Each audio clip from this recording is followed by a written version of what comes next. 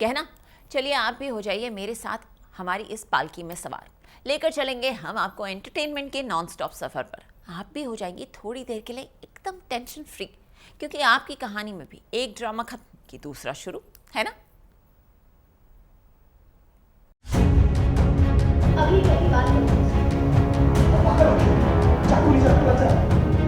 गहना का चाकू वाला ड्रामा। सूर्या का गुस्सा।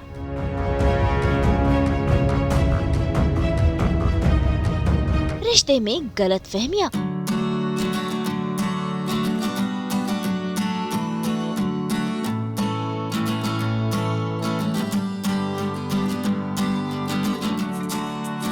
स्टार प्लस के सीरियल साथ निभाना साथिया सीजन 2 में आज हो रहा है हाई वोल्टेज ड्रामा, जहां पर आज सूर्या पहुंच गया है गहना के पास।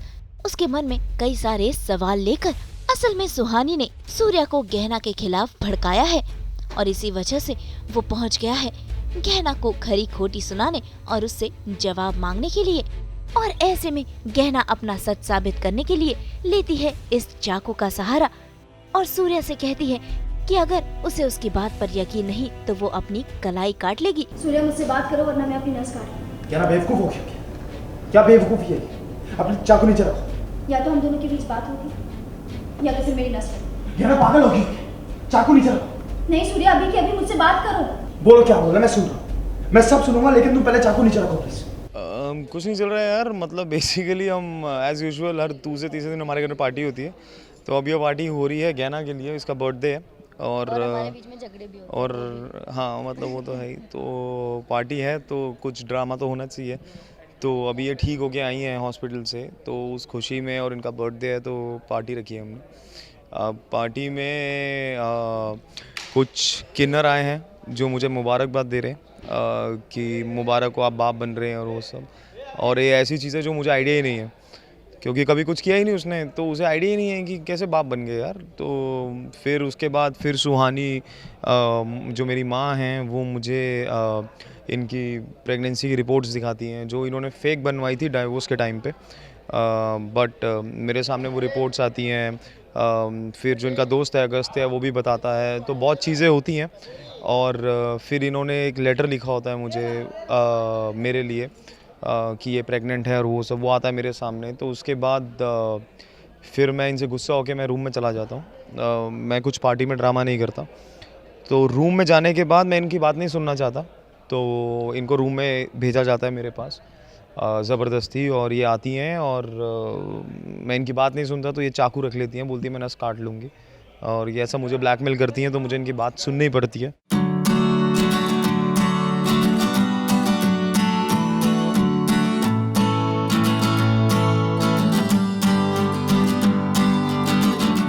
गहना आज सजी धजी है क्योंकि है गहना का जन्मदिन और इसी खुशी में घर में रखी गई है पार्टी। लेकिन पार्टी के जश्न से पहले ही हो जाता है ये तमाशा।